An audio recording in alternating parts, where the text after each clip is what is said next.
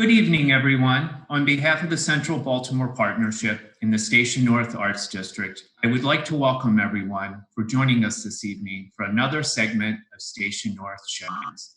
This evening's programming will showcase the Asia North art installation titled Tradition, Memory, and Transformation, and provide a contextual meaning behind the history of when the intersection of North Avenue and Charles Street was the epicenter of Baltimore's unofficial Koreatown.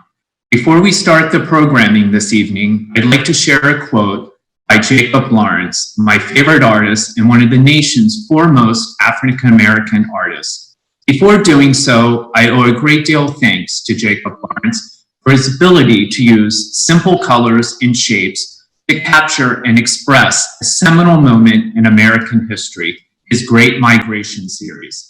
These paintings depict the African American migration to the industrial North in pursuit of economic opportunity and to escape the violence of Jim Crow era in the South. In our current state, this series resonates deeply because it exposes the racial disparities that still plague our nation. We can no more reverse the Great Migration than unsee the power of a painting by Jacob Lawrence or undo the current trauma our country has undergone. We can respond. His quote reads like this: "When the subject is strong, simplicity is the only way to treat it. There is no simple way to describe the poignant state of our nation's mood with the killing of George Floyd and countless other African American men, women, and members of the transgender community. The ongoing COVID-19 pandemic and the economic challenges that lie ahead." Jacob Lawrence's message to us is clear. We are stronger together when everyone's basic rights are upheld, when everyone is treated equitably and given the freedom to do what Black Americans did a half century ago: pursue a better, safer, and beautiful life.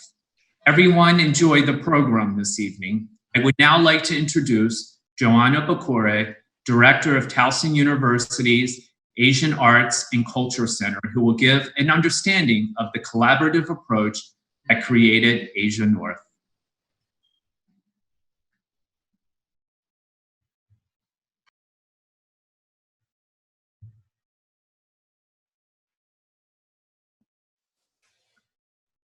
Sorry about that. The Asian Arts, welcome everybody. Thanks so much, Jack. The Asian Arts and Culture Center at Towson University harnesses the powers of art and culture to promote unity and dialogue across communities, combat prejudice, racism, and xenophobia, and amplify the voices of diverse communities.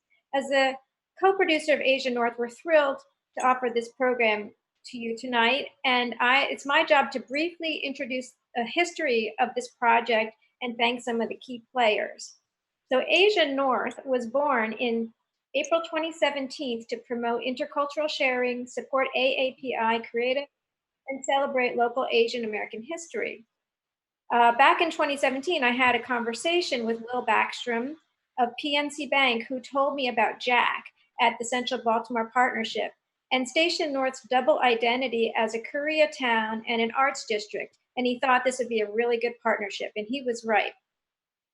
Because we get so busy, however, it wasn't until January 2018 that we all met to brainstorm about the project. At that time, we had so many ideas. We thought of having an Asian arts and culture space in Station North, a pop-up exhibition, a large neighborhood festival. We had big visions, but eventually we decided that we should have a month-long exhibition with a weekend celebration, and that would be the best way to bring multiple voices together through diverse art forms of cultural expression in a feasible way. So we use that same framework to produce, Asia North in March and April 2019. And then this year, we use that framework and built on those successes to plan Asia North 2020. So Asia North 2020 was originally envisioned as a live exhibition and a festival with performances. The performances were to take place at the Motor House. There was supposed to be an underground night market in Graffiti Alley by the Charm City Night Market. And these were all scheduled for April and May 2020.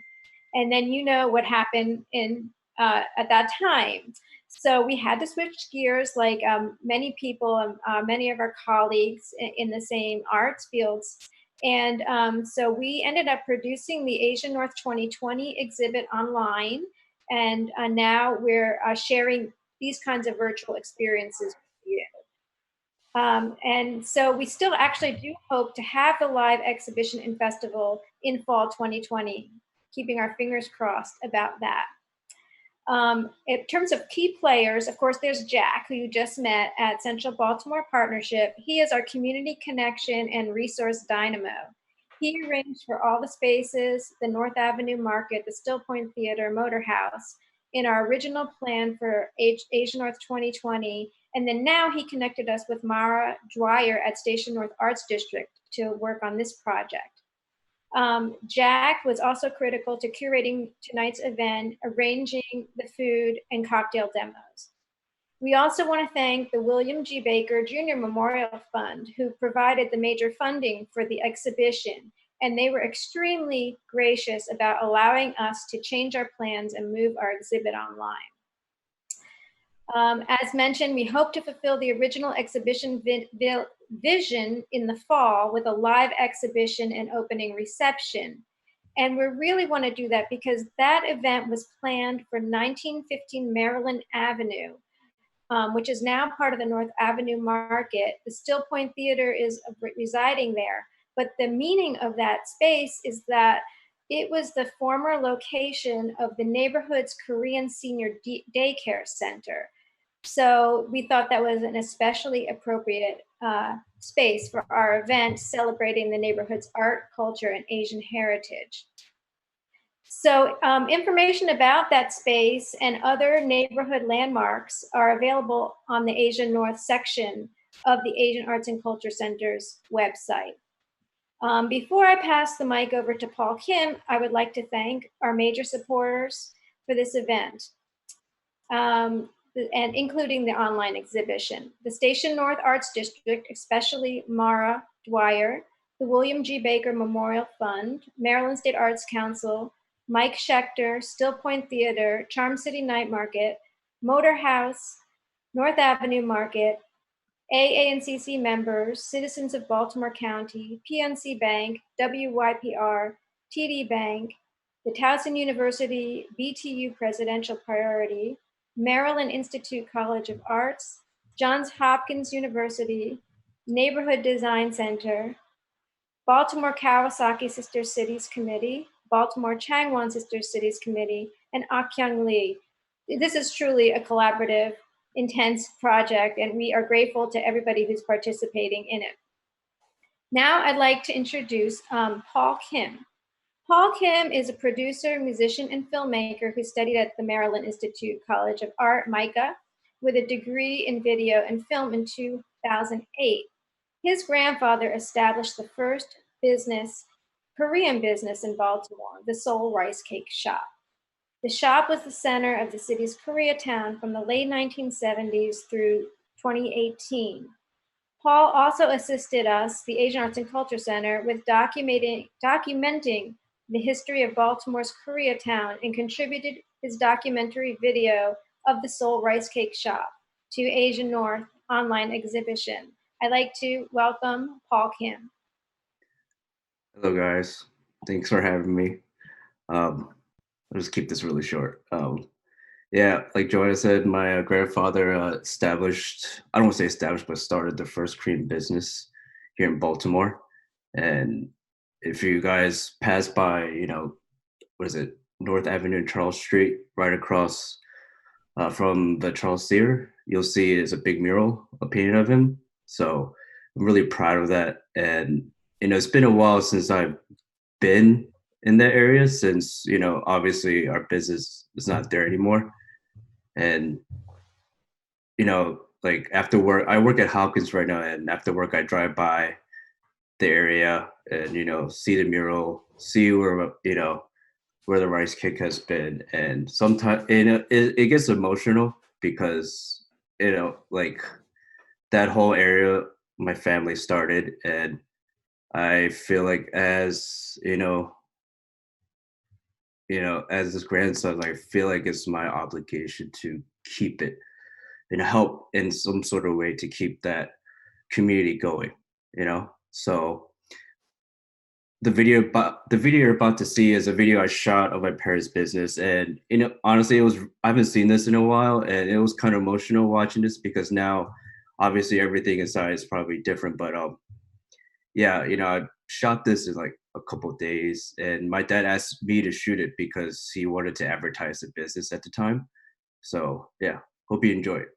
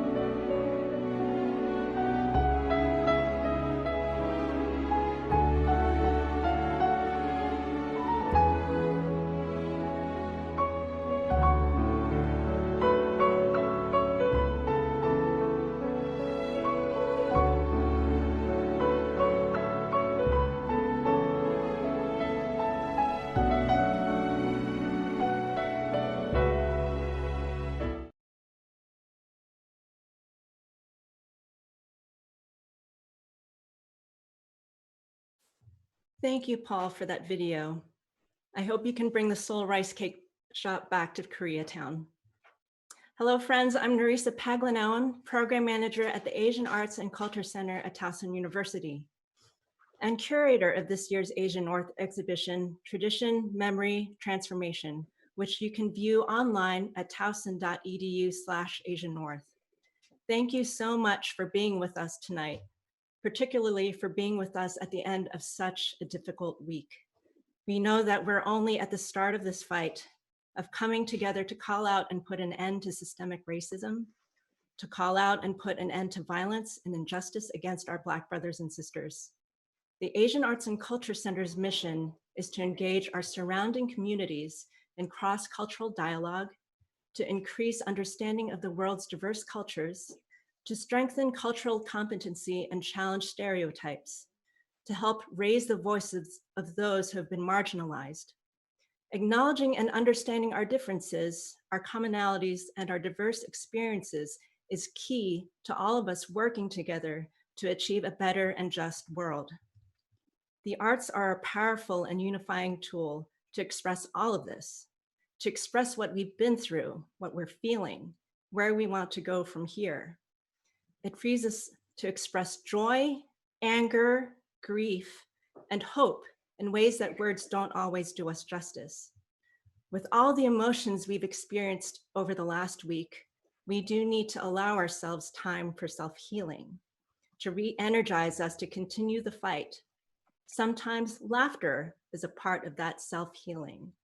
Here to re-energize us is Devine Kerr. Devine is a stand-up comedian, improviser, musical improviser, Moss Story Slam winner, actor, visual artist, and a musician. She has performed in theaters and clubs throughout the DC area and is a featured stand-up in shows across the East Coast and Canada. Devine has shared the stage with the likes of Guy Torry, Todd Bridges, Willie Tyler, Pat Dixon, Jeffrey Gurian, Greer Barnes, and Canadian legend Mike McDonald. Let's give a warm welcome to the decadent comedic wit cream of Devine Kerr. Hi, thank you everybody. I'm grateful to be here and being able to connect with you thanks to the internet. We are isolated in quarantine, but always connected. Obviously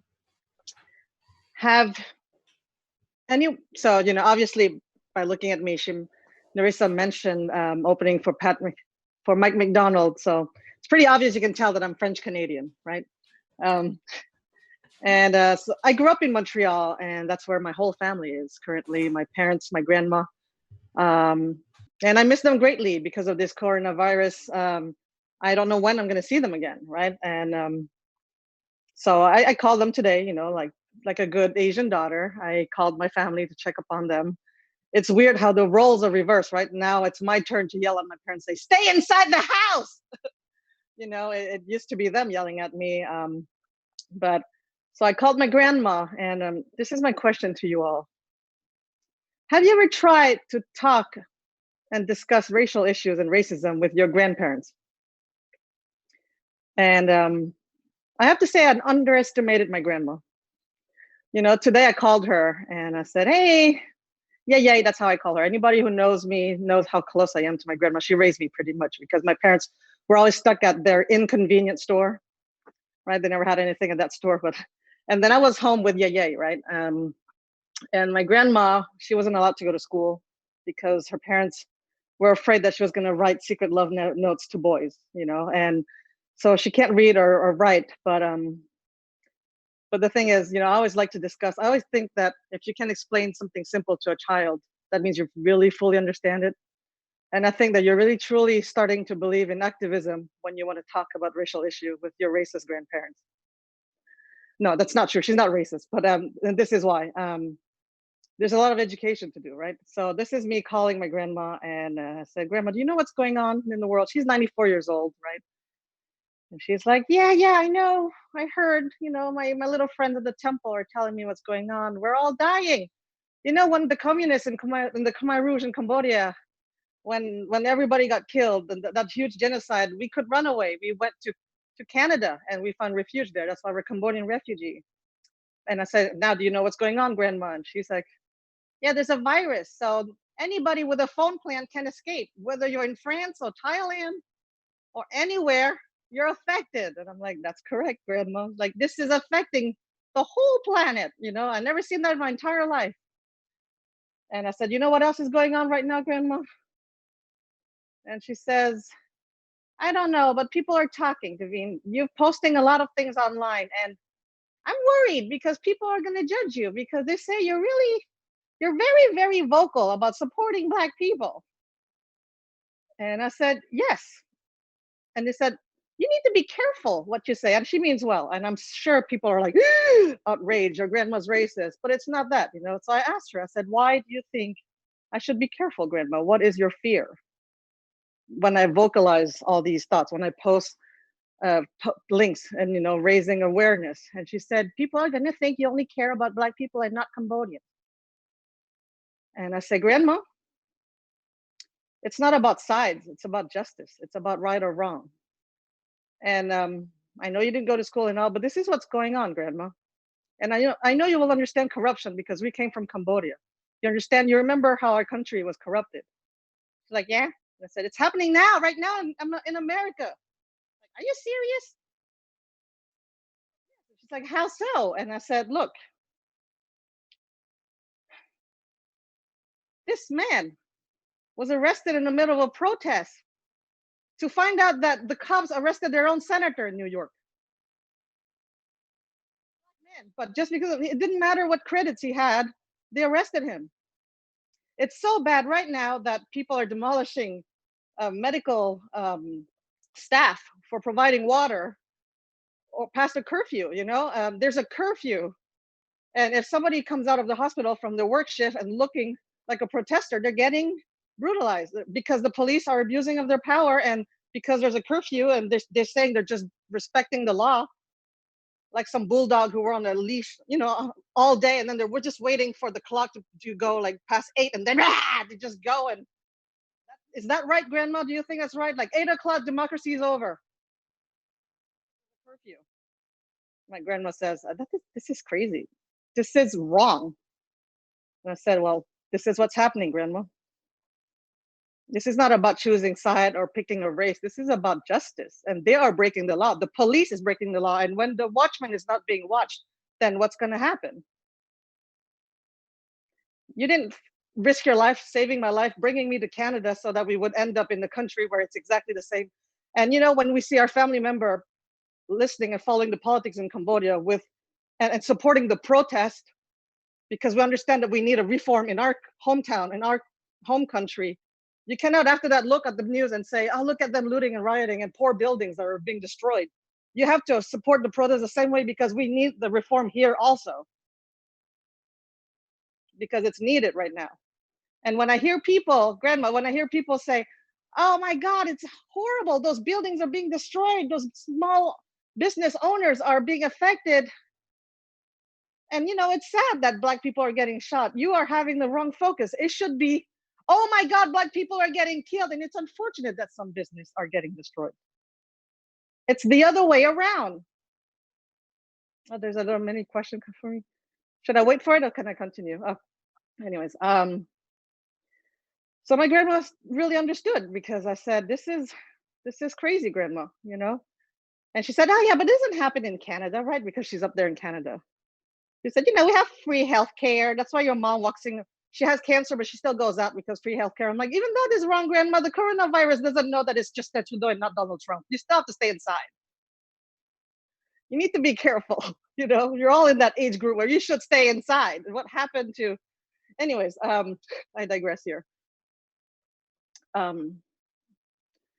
So my grandma is starting to understand police brutality because she said, I said, people are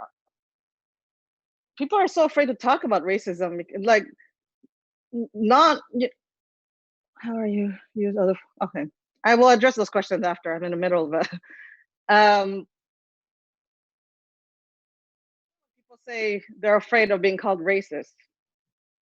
But meanwhile, Black people are afraid of getting arrested by the cops and getting killed. And that's a big deal. And when my grandma said it didn't happen in Canada, I said it is happening in Canada because, and not only that, the Canadian racist people are also extremely creative because when they're looting, to frame it on the Black community up there, they even took the time to write the graffiti in Creole because it's the Haitian culture up there and not the same African American history. But they wrote it in Creole. They did some homework to translate it so that they could frame. The problem is also in Canada, and it's dangerous to think that racism is over in Canada because then they'll ignore all the issues, Anyway, so I had a very nice discussion with my grandma. She really understood, and she said, but how come people believe Black people now, though? And I said to her, I said, because now you remember when you complained that I always film you with my camera. You say you always take photos of me nonstop as if I'm gonna die soon. And she's 94 after all. And I said, because I don't know if it's the last time I'm gonna see you. And we're that generation with the camera on hand all the time. And you complain about that. But thankfully, that's what helped us document and denounce injustice. We're over 2 minutes. I'm so sorry. Okay, let me answer the question. Hold on. I forgot to put my timer. Goodness, I lost you here. Let me read the question really briefly.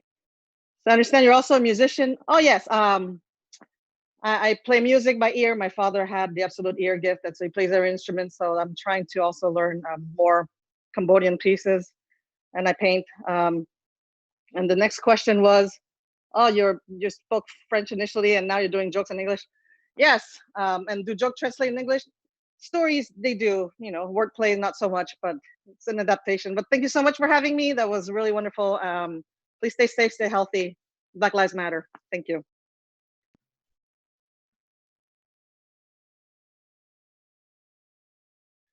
All right, thank you, Devin. Next, we welcome Monica Yoon, one of the 25 artists featured in Tradition Memory Transformation, this year's Asian North Art Exhibition, which, as Nerissa mentioned, is online at towson.edu/Asian North. Born in New Jersey, Monica Yoon is based in Hartford, Maryland. She received her BS in art design from Towson University. Monica exhibited her solo show, Tall Tales, at Towson University Center for the Arts. She also exhibited her work at the Delaplane Arts Center's National Juried Exhibit in 2019. Her work was also featured in the Asian Arts and the Culture Center's exhibition Asia in Maryland, expressing cross-cultural experience.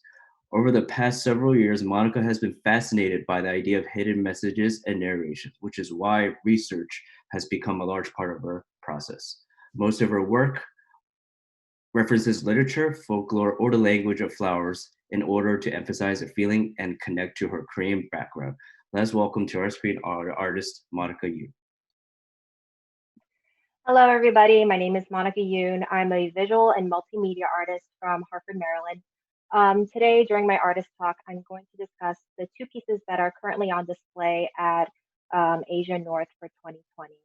These two pieces were actually created in the very same class, my very last semester as an undergrad student at Towson University.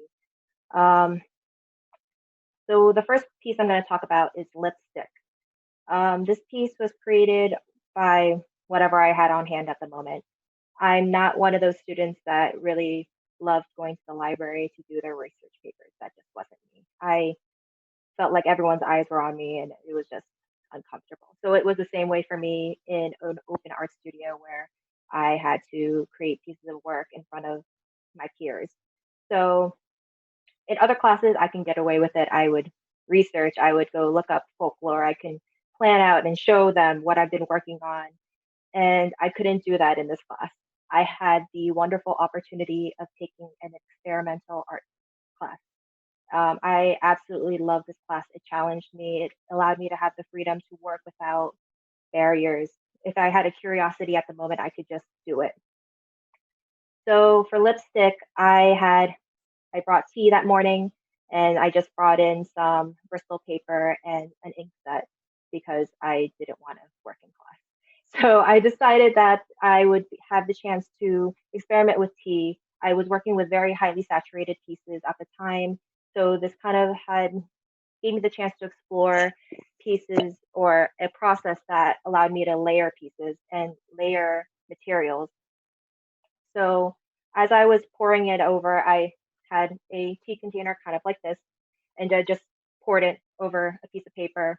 Saw how each time I poured it, I would have more saturation onto the paper. And as I was waiting for it to dry, I saw that there were these lovely little mounds of paper that didn't have any tea on them. And that got me thinking as I looked at the piece that what I saw were faces, that all this beautiful tea that was melding into one another was hair. So I decided I would take my little ink set and draw lipstick or lips over what I perceived as faces at the time. And it got me thinking a little bit more deeply about it. How growing up, I personally experienced being told very often. I think this is a tale that a lot of Asian Americans can say, where they say that you all look the same. There's some scientific reason behind it why people from one ethnicity can't differentiate features from another homogenous society, but that's besides the point. It's something that I thought about as I looked at it, that all these faceless figures were all perceived as one being, one identity in a way, and just differentiated by what I put down as lipstick. So that's how that piece was created. And honestly, it just allowed me to have some fun for once. I was having a lot of other projects that were very time consuming. I had pieces that had a very strict storyline. I knew what I needed to do. I knew how much time needed to go into them, and it was a race to the finish line. It was my last semester. I had to get it done. So it kind of was a breathing experience for me. It wasn't a research paper. There was no right or wrong. There wasn't something that would negatively affect the whole series of a piece. This was just purely, I would say, fun, but also a time to think and reflect on pieces that were focused more on identity than anything. So for my second piece that is on display, it's called Not Fragile. And it was actually created based off of a scene that I just really loved in, if you know, The Princess Diaries. I grew up during that time. And there was a scene where the main character's mother, who was an artist, just was throwing darts at a wall that had balloons filled with paint. And I just remember that so vividly because I was thinking back to my Asian heritage. I'm like, oh my God, the floor. What are your parents going to say? But it also was just this freedom to just do whatever she wanted at the time. And just seeing that, I was like, I want to throw darts at a board. I want to do something fun like that. So this was around the springtime. So I decided that I was going to take a canvas that I had lying around and just cover it and dump copious amounts of gesso onto it, rub my fingers all over it so it created some texture, And I was living at home at the time. There were a lot of eggs laying around, and I decided that I was going to poke holes in the eggs, take out all the contents, and fill it up with ink. So I covered one side of it, filled it with ink, covered the other side in gesso, and just had it on hand. I had about four. I had blue, green, and then two different tea-filled eggs. So I just took it out into my backyard, and I had in my mind that these eggs were going to be this fantastic explosion, just like those darts on the board um, with those water balloons. So I took one, just threw it across the yard onto this canvas, expecting it to explode in this beautiful way. That didn't happen. What happened was that it bounced off and rolled somewhere else. So I have gesso all over the grass. I have this mess that's happening. So I take the egg again, and I am a foot away at this point. And I slam it onto this gesso board as I watch it just crack and kind of all the contents dribble out. And I'm thinking, this is not what I expected. This is not what I signed up for. But as I did again, and I'm wailing onto this poor canvas, trying to smash the eggs into these beautiful pieces that I wanted to happen, but with a lot of force. And it just got me thinking. I got the eggs because it was springtime, new life, all that stuff. But it got me thinking about the perception, why I thought that these eggs were going to be easy, that they were going to break so easily because of the people say, oh, you're walking on eggshells, like you got to be careful. And I was not careful with them, and they would not break. So when it was finally done and completed, and I'm sweating and I'm walking back inside thinking, what the heck did I do? It got me thinking more about Mother Earth, about how women are actually, especially in my case, Asian women are usually perceived as meek, obedient, as just fragile. And just having that experience of throwing eggs onto canvas made me see that it's not as it seems, because obviously we all know that we're all strong, beautiful, independent, free thinking people. And when I brought it into class, people had this, I wasn't expecting them to think the same way. And they're thinking, oh, that's definitely about women. That's definitely about that. So it made me very happy that it was able to translate in that kind of way. So just a tip, if you ever want eggs to shatter, you got to take the little membrane out, which I learned later. So that's what kept it all together. So those two pieces, although wildly different processes, had me thinking about how everything's about perception, about how we perceive to be things to be a certain way and they're not.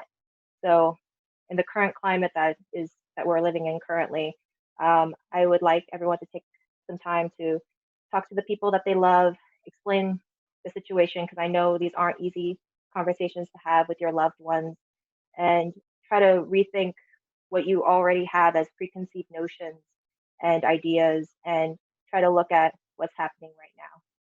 And that concludes my artist talk. Thank you. So I'm going to be looking at some questions right now. So the first question is, what aspects of Korean culture do you connect to with the most, and where does this appear in your work? So for me, I focus mainly on Korean folklore. That's how I connect to my culture. I take great pride in it. Even though I'm still learning, that's how I feel like I can connect to my culture. Hearing people talk in Korean is very comforting to me as well, even though I can't respond back usually, or I have a very heavy accent. But it's always going to be a comfort for me. Another question is, what are the dimensions of the lipstick figure piece? So lipstick, it's in a frame currently, but the paper itself, I think, is 8 by 10, so the frame should be around 9 by 11, 9.5 by 11. Another question is, there is the stereotype of Asian parents pressuring their kids to become doctors, nurses, lawyers, or engineers. Did you experience this? And how did they react when you decided to pursue art as an education and career? So I was actually a double major. That's how I got around it. I started as a business major, and after my first semester, I just was like, there has to be another way. There has to be a way to do this and make this more of an enjoyable college experience. So I found a art major that I could do, and I was like, Mom, come on, I got to do this. And she's like, fine. In Asian parenting style, she's like, write up a 4-year plan on how you're going to do this in 4 years. You're going to do those 2 majors in 4 years.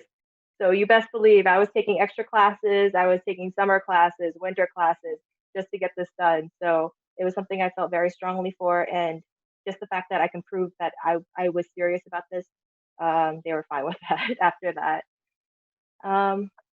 Another question, how much of your work is in response to the high beauty standards in Korea, particularly demonstrated in K-pop? So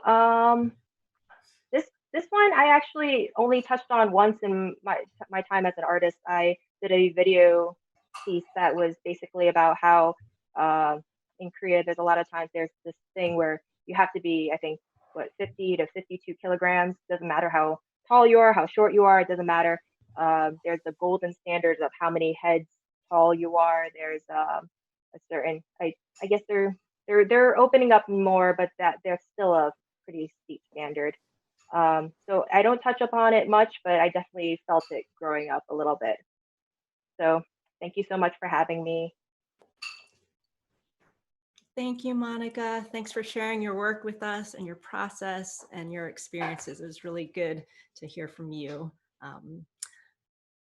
Up next, our friend and foodie Leandro Lagera, a food nomad and Charm City Night Market fame, takes us to North Avenue Market, located in Baltimore's Old Koreatown neighborhood.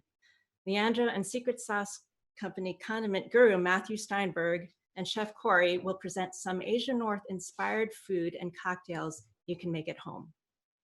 Welcome back to your interlude for Station North Art Walk, the Asia North edition.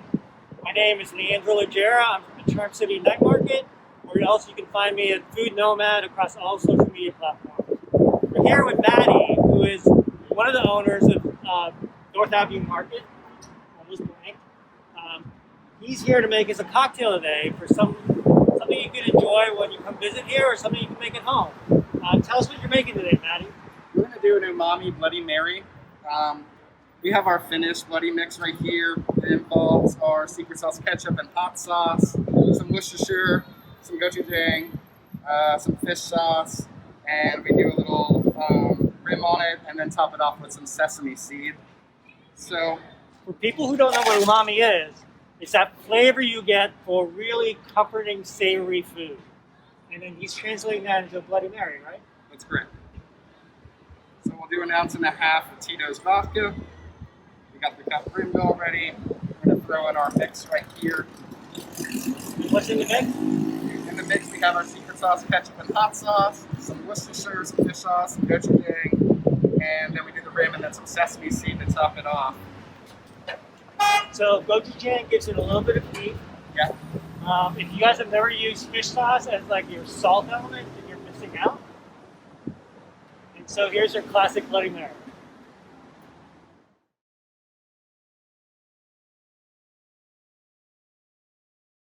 I'm sure you guys are a little bit hungry. We are here today at North Avenue Market, which is a relatively new establishment in central Baltimore, part of Old Koreatown. And while they are not a Korean establishment, they're a new restaurant that proves that, you know, this district is burgeoning, it's growing, it's lively, and it's getting much more diverse. We're here today to see Chef Corey from North Avenue Market, and he's going to create what? A teriyaki? This is my take on a teriyaki sandwich. Great. And then where does your inspiration come from? I took a lot of international courses in culinary school, and it's always been a passion of mine. So mixing the teriyaki this way is a little untraditional, but I really enjoy the flavors that it creates. And while North Avenue Market isn't quite open yet for business, they're getting a patio ready, so you'll be able to get their food soon, and then this happens to be on the menu every once in a while, right? Yeah. So let's get started. So basically, I just start off with a marinade. You got your salmon here. Is that soy? This is actually soda. Oh, one of my crazy things. This is our soy sauce. Okay. You need a little bit of canola oil as well. Okay. And I typically add a little bit of seasoning. Some Old Bay would be right. You're in Baltimore. Got a little bit of seasoned salt, some black peppercorns, some garlic powder, and a couple of bay leaves. Typically, I'll let this marinate overnight. So once that's ready, you'll have a piece of salmon. That was a bit of television magic. Of course, gotta have some magic going on. And it's gonna look pretty good. Nice color on it, nice flavor profile is already mixed in. Now the pan is hot, so I'm gonna reach in. Mind you, the fish already has oil from the marinade, so you don't need to add anything additional.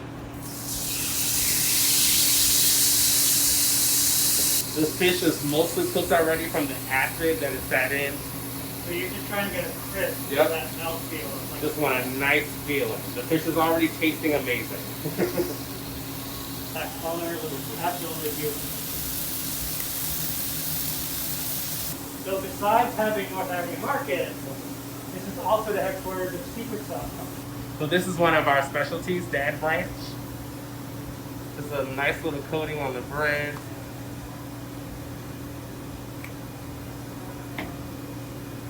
Some fresh spring mix. So that's mesclun green. Yep. Some beet greens, some baby spinach. Really delicious on there for you. Grab that salmon right off the can.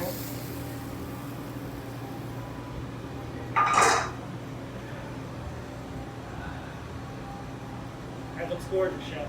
Thank you. Go ahead.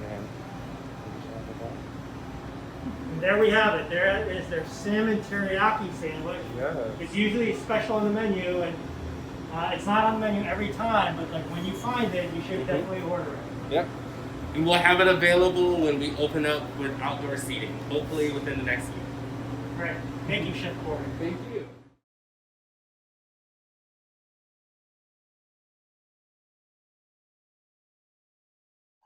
Thank you, Leandro, Maddie, and Chef Corey for this great food break. Check the Facebook chat feed for the list of ingredients to make both the Umami Bloody Mary cocktail and the teriyaki salmon sandwich.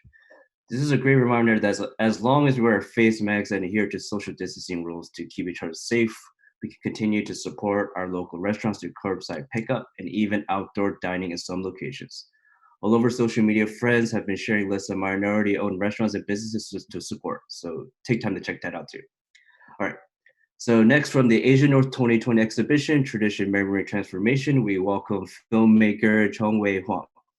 Based here in Charm City, Chong-Wei is a Taiwanese interdisciplinary video artist whose creative work focuses on creating screen dance videos and narrative films focusing on outsider narratives and body politics.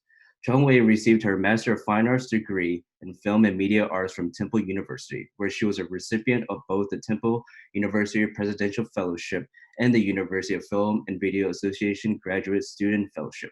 Her work has been selected by film festivals across the nation. Most recently, Chong-Wei was a finalist for the 2020 Baker Artist Awards. She currently teaches filmmaking at Towson University. Let's welcome Chong-Wei Huang to Station North Shines. So tell us about your short film we're going to see. Thank you very much for the introduction, Paul.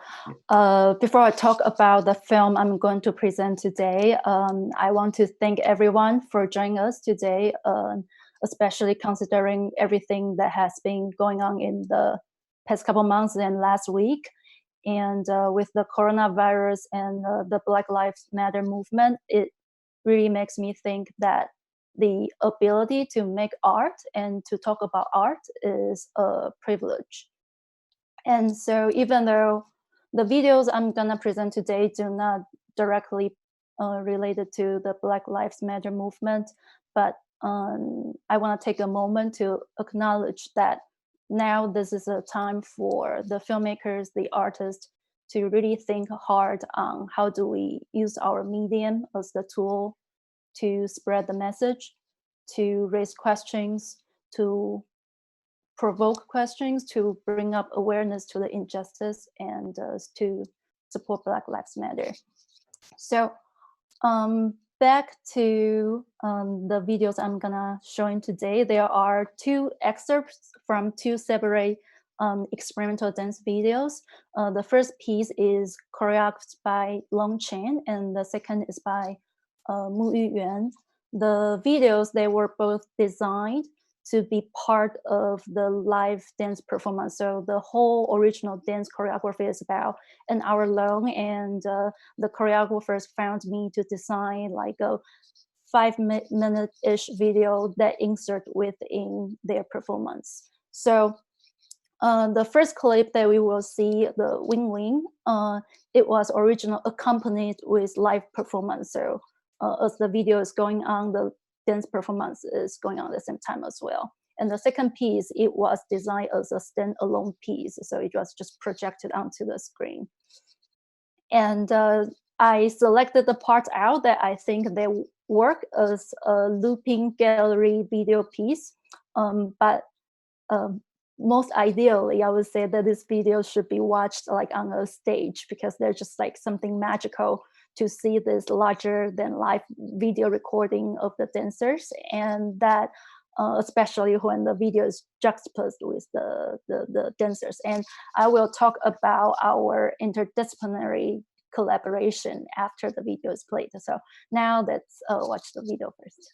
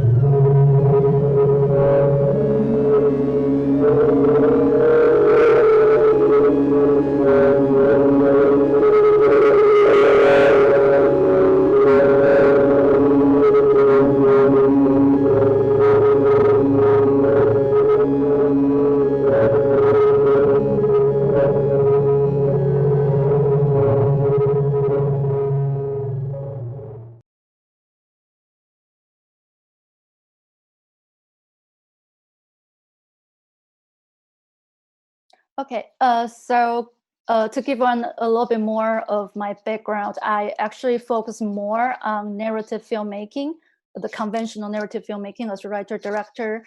I can also shoot videos. I also know how to edit. And I start working with Long and Muyu sort of through like a friend's referral, and it just kind of clicks. And so working with them makes me realize that there is some mutual language that's shared between dance and cinema. And at the same time, that creating these experimental dance videos, it really frees me from the narrative structure conventions, and it allows me to explore the art of video making more visually, which is really refreshing for me, and I do enjoy this creative freedom a lot. And so for the universal part, there is this idea of capturing the body movement and like how the dancers expressing emotion through their body. I think that all translated really well into filmmaking. And what surprised me the most in this process is that I never really thought the like Muyu and Long, they are like super great with editing. And if you think about like movie editing, is all about rhythm and timing. So it actually makes a lot of sense that they know when a certain image should come in better than I do. It actually makes a lot of sense, but I never think of that before I collaborate with them.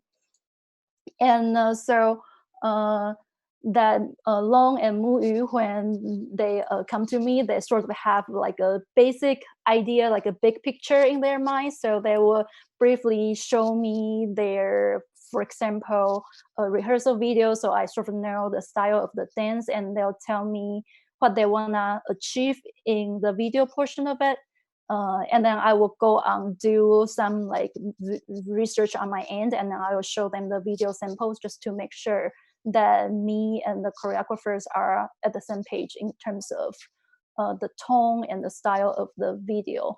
So, but even though there is a lot of communication prior to the production, I would still say that for these two pieces, a lot of it, we discover what the film should look like in the editing room. And I think the key in this interdisciplinary collaboration is communication and respect each other's expertise. So on my end, I never really comment on the choreography part. That's Long and Muyu's expertise. And I usually, the only time I would like direct the dancers is when I need them to repeat something for the camera to have enough of coverage. And Muyu and Long, they also give me a lot of freedom in terms of how I want the video to look like. They are also very open to, when I throw in ideas, when I think that how it would look certain way that would look better on the camera. And for these two pieces, as we just see that the shot design are mostly like wide shots, like a full body movement. So for the dancers, they don't really have to change their ways of performance a lot, but I have also worked on some other pieces that the shot design would be more like a traditional wide angle, medium close-up or close-up. And in that kind of situation, I would explain to the dancer beforehand that they have to repeat their performance a couple times so that we get enough of coverage. And in that case also, I have to be more familiar with the choreography just so that I can make some decision on set to know when there might be like an editing point. But for these two pieces, because it's all full body shot, so actually the dancer is allowed to like improvise a lot during the film production. So that's what I want to share today. And now I'm going to move on to the questions. So the question I see here is, how did I come to collaborate with Muyu and Qianlong? So Qianlong is the first choreography that I worked together with. And it is through like a friend's referral. We have mutual friends, and Long is looking for someone to shoot like a video for her piece, and our mutual friend recommend me, and we're just kind of like, oh, why not give it a try? and we clicked, and it's kind of like, and then Chen Long referred me to other choreographer, which is Muyu, and then it just kind of works that way. Yeah. So this is the question I see here. So again, thank you very much for having. Oh wait, oh I see another. You mentioned a common language between dance and cinema. Talk about it. Even though that I personally I was never really trained in dancing any context at all, but since I was a college student, I was quite interested in going to watch like contemporary dance performance. So I think part of that maybe planted a little seeds in me, so I kind of can talk with the choreographer. But the dance is all about like a movement and like expressing the emotion through your body, and that in a way that there are times I feel that when I talk to the choreographers or the dancers, it gives me this familiarity, like I'm talking to like the actors. And I think that part is what I found really fascinating, that I never realized that before I collaborate with them. So great. So thanks everyone, and we'll move on to the next person. Thank you, Changwei. Our next guest this evening is Ami Dang. Ami is a South Asian American vocalist, sitarist, composer, and producer from Baltimore. She fuses vocals, sitar, and electronics to create East meets West, ambient experimental psych music. In her recently released EP, Meditations Mixtape Volume 1, featuring vocals, sitar, and electronics, she creates a series of meditation tracks as a response to the need for new ways of engaging the mind and body during the coronavirus crisis. Having begun her musical journey as a child learning Shabad Kirtan in the Sikh Gurdwara, she reflects on the importance of music as a tool for finding inner peace despite the turmoil and illness happening around us. Her aunt is currently hospitalized due to coronavirus. Dang dedicates this EP to her and everyone who is searching for strength during this confusing era. We welcome to our screen Ami Dang. Hi everyone, my name is Ami Dang, and I'm really excited to be here with you tonight. I'm a musician, I'm a composer and producer, and I sing and play the sitar. I've been working on some meditation music in quarantine. I worked on a few tracks back in April that I recorded. And those few tracks were released a few weeks ago, so they're available on Bandcamp, Spotify, Apple Music, and other platforms. But I was drawn to creating this music to address all the anxieties that people are feeling right now, and to kind of more directly do something spiritual with my music, which is often a theme in my music. My aunt and uncle were actually ill with coronavirus in April, and my family had a prayer service on Zoom, and I sang a hymn, and that kind of made me pause to consider how music plays a role during this time to help uplift people and give people hope. So I'm going to start with a guided meditation, and I want you to, if you'd like to, sing along or speak along or just breathe along with me in this meditation, you're welcome to do that. So I'm going to sing the syllables ni, ni, sa.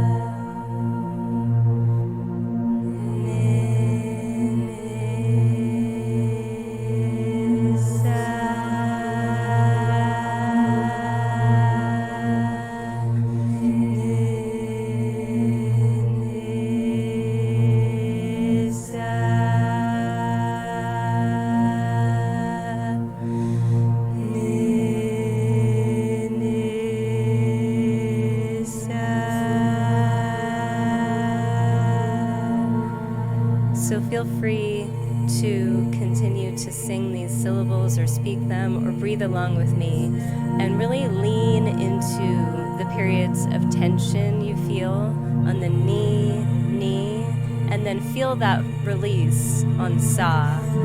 And I did this because I wanted to emphasize that we have all of these periods of anxiety and tension, and in order to feel the release, we have to lean into the negative aspects of our emotional states to fully feel the release.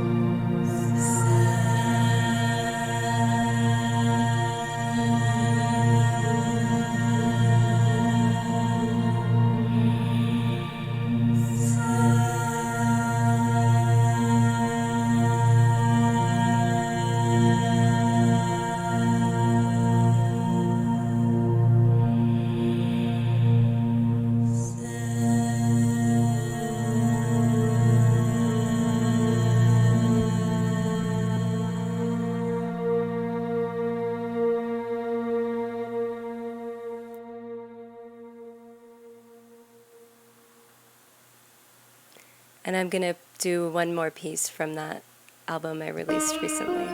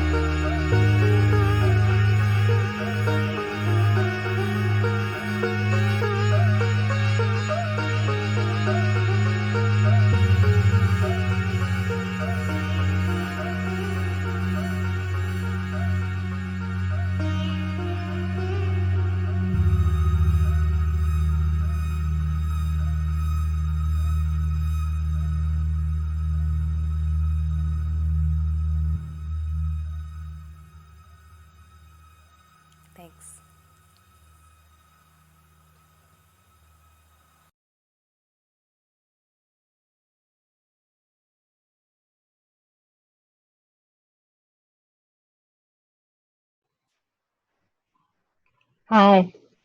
Thanks so much for having me tonight. So I think I addressed some of the issues that I was thinking about when I wrote these pieces in quarantine in April. Just thinking a lot about meditation music, and a lot of my music is inspired by my upbringing in a Sikh American household. My family is from New Delhi. My parents are immigrants, and a lot of my music is really just a result of my kind of growing up playing the sitar, learning Hindustani classical vocals, as well as Sikh music in the Gurdwara, which is the Sikh house of worship. And so a lot of my music is very spiritually inspired. I got interested in electronic production and composition and writing music just at my end of my high school years. And then I studied technology in music and related arts in college.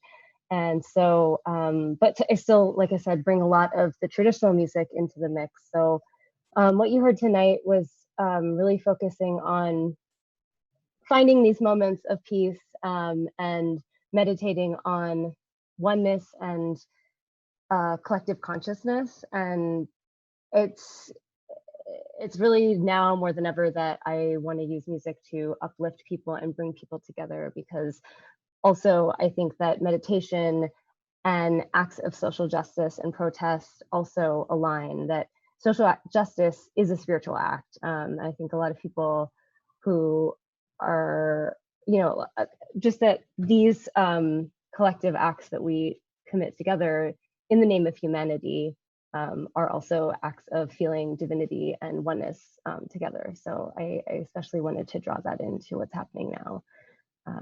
And so let's see if I have any other questions, or I think we want to just move into the Q&A for all the artists.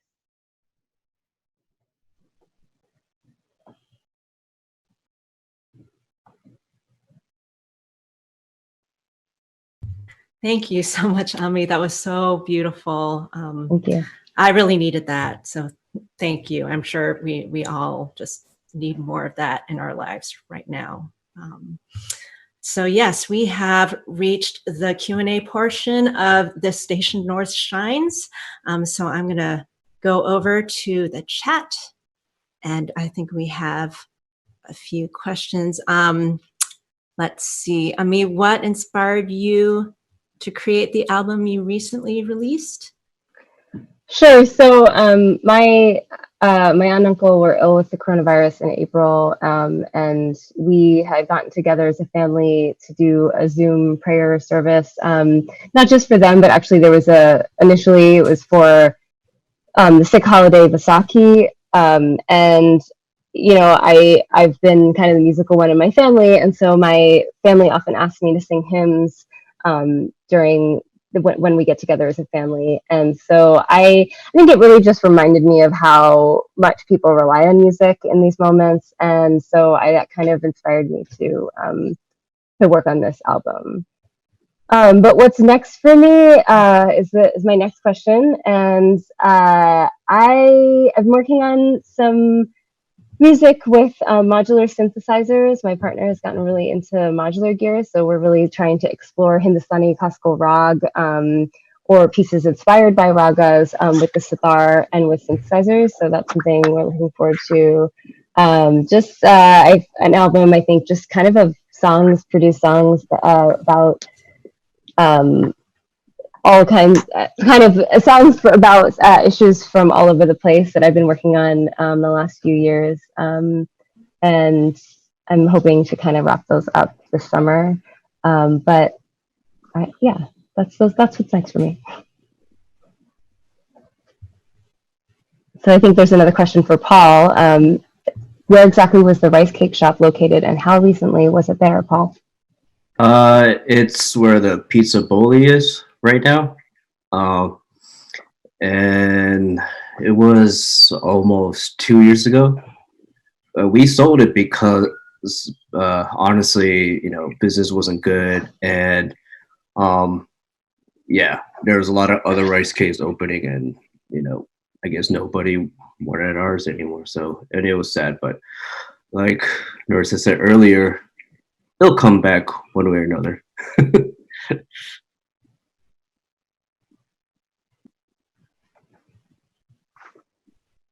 The next question is for Monica. Have you worked with tea or eggs as a medium since then? Have you extended this experimentation to other household items? And the person said, very cool, thank you.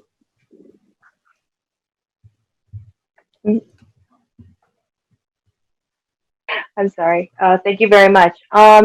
So I have been working with eggshells and eggs since then. I made a very large art piece that was actually on display at the Asia Museum in Towson University. And then I've also worked with a lot of different teas, tea staining on gesso, on paper, a bunch of different projects like that. And I have worked with some other household items. So I've made pieces where I've actually submerged eggshells in resin, as well as pressed flowers and things like that. And I've also did some screen printing as an undergrad, and did some screen printing with non-traditional media like turmeric, basically petals, pollen, to bring awareness on global environmental issues, actually. So, and thanks, Monica. I have a general question. Since pandemic and quarantining, what has this done to your creative process? How has it affected any of your creative process? So anybody can answer.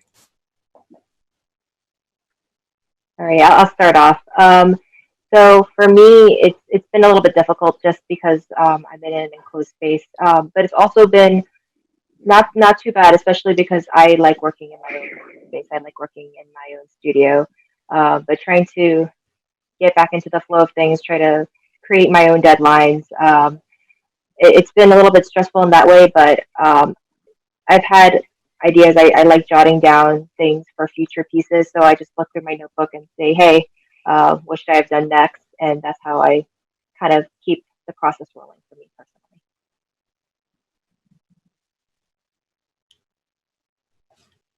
And there is a question for Chong-Wei. How were you trained in videography? Was it formal or informal?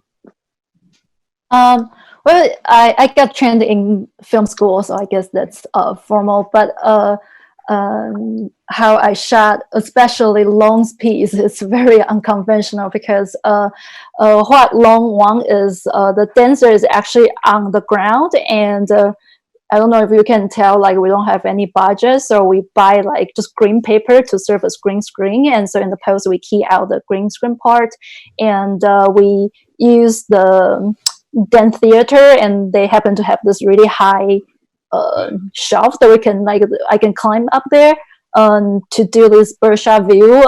Is really hard in a way because the key of green screen is that you need to trying to separate the subject from the background so that the shadow won't interfere when you key out the green part. And so it is like definitely not shot in the conventional way, but we try our best.